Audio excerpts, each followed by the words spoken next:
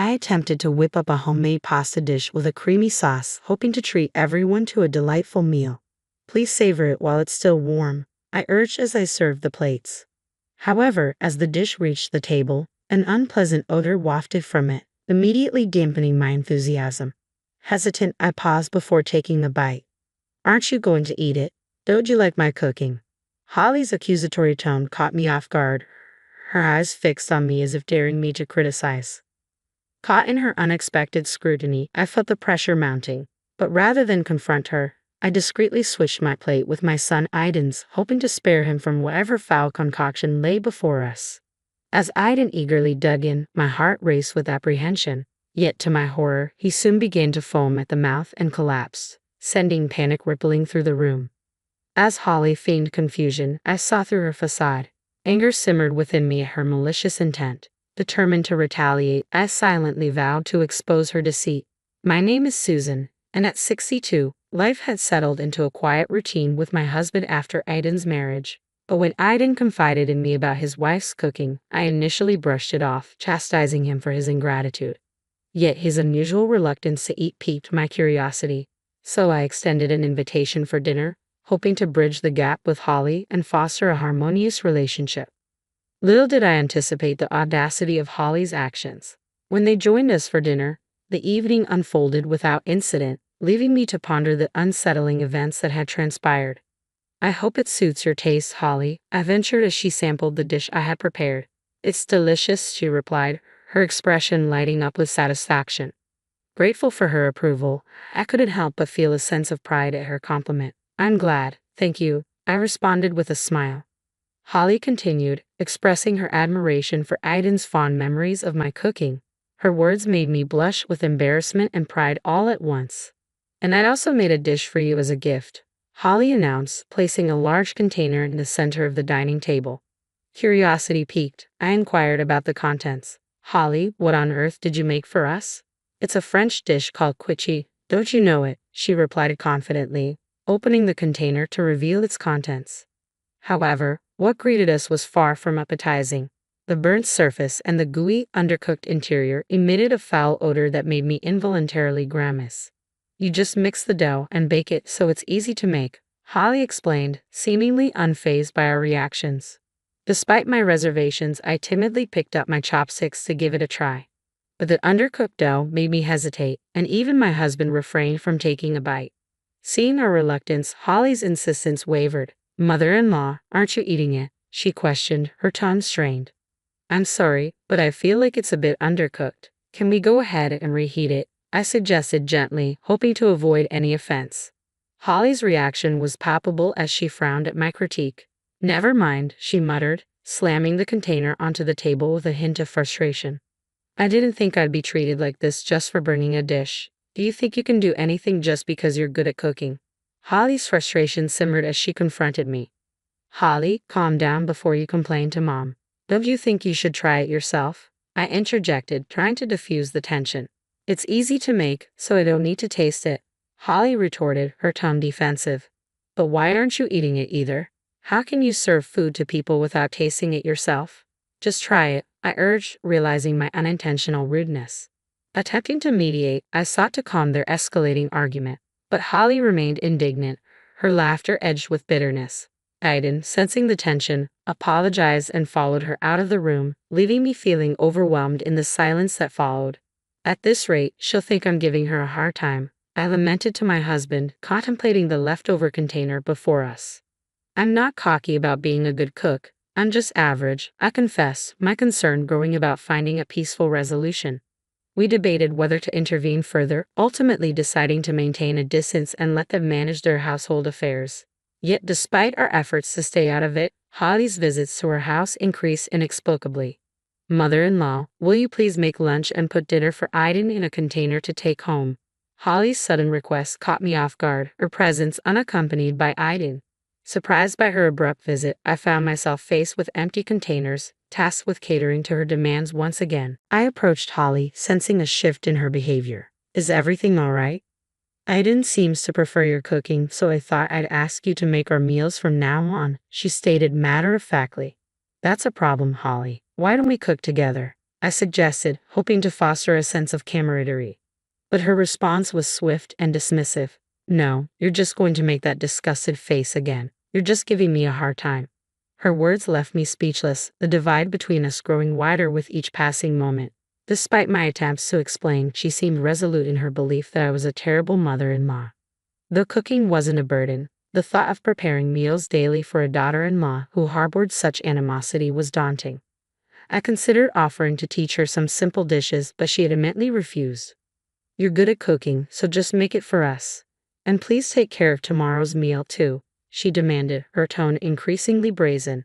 Despite my efforts to reason with her, she only became more obstinate. On days when I declined, she resorted to buying prepared food, causing tension between her and Aiden. Aiden was spoiled by you, wasn't he? He just gobbles up store-bought food, she complained, her frustration evident. He's always loved eating since he was young, I defended gently, trying to ease the tension. As the days passed, Holly's visits to her house became more frequent, relying on us for her meals and Aiden's dinner. Eventually, she insisted I make Aiden's lunch and deliver it in the morning, leaving me deeply troubled by the turn of events. I approached Aiden, expressing my concern about Holly's frequent visits. To my surprise, he began offering money for their meals to avoid her cooking altogether. If you're willing to spend that much, why not encourage Holly to learn to cook? I suggested, hoping for a compromise. But Holly refused, citing hurt feelings. As tensions mounted, another conflict erupted when Holly discovered Aiden's financial contributions toward our food expenses. Why are you paying your mother? Is this supposed to be an allowance? I didn't agree to this, Holly protested, her frustration palpable. It's because you're making my mom cook for us. What's wrong with paying for our food? Aiden retorted, trying to justify his actions. Despite our efforts to resolve the issue, Holly remained adamant, viewing our actions as a slight against her. No matter how much we tried to reason with her, Holly refused to listen, insisting that not eating her cooking constituted harassment. Feeling caught in the middle, I decided to step back from cooking for them, hoping it would bring some resolution, albeit temporary. However, Holly remained displeased, and I realized it was futile to continue intervening. Reluctantly, I urged them to resolve their differences on their own. Weeks later, on a calm afternoon, Holly visited again, but this time, Aiden was by her side. The unexpected sight left me on edge as I greeted them at the entrance, uncertain of what lay ahead. I want you to teach me how to cook. Holly finally agreed to listen to reason. Please, just this once, I implored, relieved that our discussion had led to a positive outcome. Together, we made our way to the kitchen, where Holly arrived with her own ingredients, displaying a newfound motivation. However, to my surprise, she insisted on working alone and promptly ushered me and Aiden out of the kitchen. Confused, we exchanged worried glances, but Holly remained firm in her decision. I can't concentrate if I'm not alone, she explained, refusing to entertain our assistance. As we anxiously waited, Holly called us back into the living room after just a few minutes. With a sense of anticipation, she served us pasta she had made in the kitchen. Though the pasta seemed hastily prepared, I hesitated to voice my concerns. But as I began to mix it with my fork, I noticed foreign objects in the cream sauce, remnants that resembled herbs but emitted an unusual scent reminiscent of air freshener. Aiden, however, seemed undeterred as he eagerly sampled the dish. It's delicious, he exclaimed with surprise, his enthusiasm palpable. Encouraged by his reaction, Holly beamed with pride. Wow, it's good. Holly, you've learned to make this kind of food, he praised, his words filled with admiration. I always cook properly. Look, even my mother-in-law, there's no way she wouldn't eat it, Holly asserted confidently. Mom, it's fine. It's just a normal pasta, Aiden reassured, though his comment would typically provoke Holly's fury. However, she appeared indifferent and urged me to eat quickly. Despite her insistence, the stronger the strange smell became as I mixed it, the more hesitant I felt. Why won't you eat it? Holly questioned, suspicion creeping into her voice. So, my mother-in-law just wanted to mess with me, right? That's not true. It's just that. I began but was interrupted by Holly's ringing phone. She hastily excused herself from the table, leaving the room. Seizing the moment, I urged Aiden to secretly exchange the pasta. He complied, happily indulging in a second serving. But within moments, he recoiled and collapsed, foaming at the mouth. I couldn't contain my shock, letting out a scream. What happened? Why did Aiden collapse? I cried out. Hearing my distress, Holly rushed back into the room, her concern evident as she knelt by Aiden's side. As I dialed for an ambulance, Holly appeared bewildered and asked what had happened to Aiden.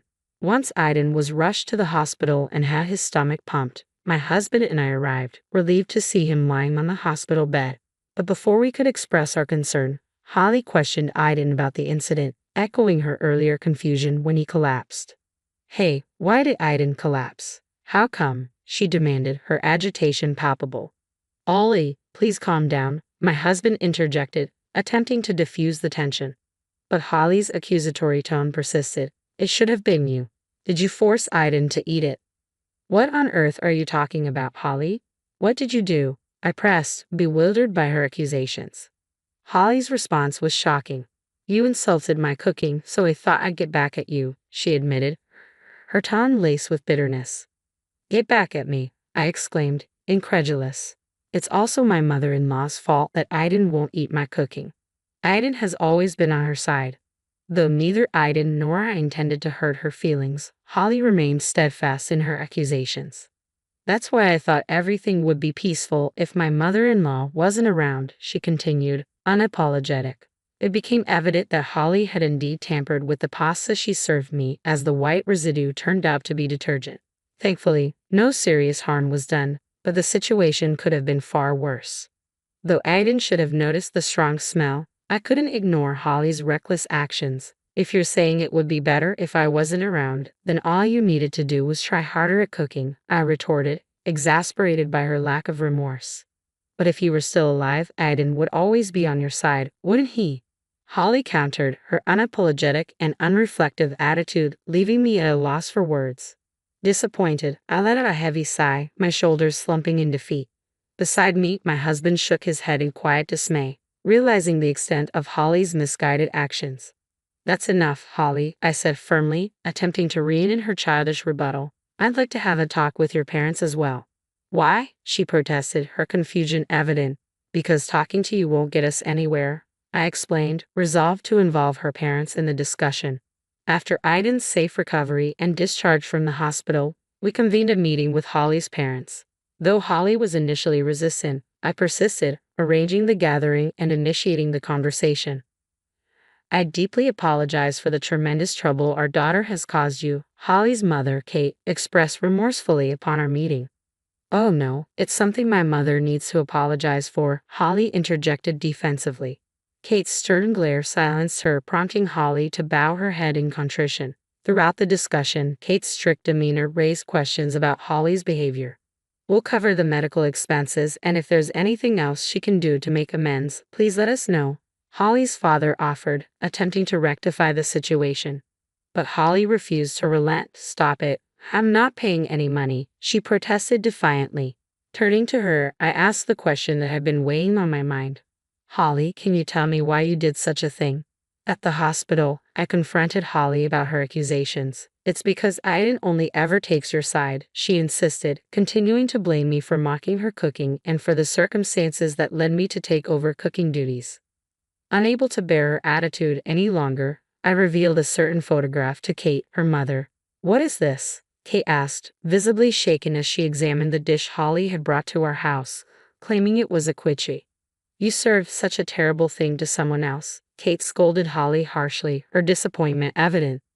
With no defense left, Holly hung her head in silence as the lecture continued, leaving us no chance to intervene. Eventually, Holly admitted to everything, revealing her belief that if she could get me hospitalized, she wouldn't have to take care of me. The absurdity of her logic left me reeling. I'm sorry, but I can't continue our married life after being subjected to something like this, Aiden declared, his frustration evident. Why not? It's not my fault. You shouldn't have taken your mother's side, Holly retorted, her defiance crumbling under the weight of Aiden's words. You be quiet. You could be turned over to the police for this, I interjected, watching as Holly paled at the mention of the authorities. Though there was some trouble regarding compensation and hospital fees, Kate promised to make Holly pay, de-escalating the situation. Though Holly initially acted like a child, she seemed to reflect on her actions after Aiden broke up with her. Later, and discovered that Holly's parents, whom she claimed not to get along with, were actually professional chefs. Seemingly rebelling against their strict culinary standards, Holly had adopted unorthodox cooking methods after getting married. Learning of her parents' anger and the so-called bridal training she was undergoing, I realized the importance of teaching my son basic household chores. Aiden, appreciating the privilege of having someone cook for him, began making simple dishes on his own, sometimes joining me to cook meals together. Surprisingly, my husband also became interested in cooking, and the three of us now enjoy cooking together with occasional role reversals where they handle the cooking while I relax.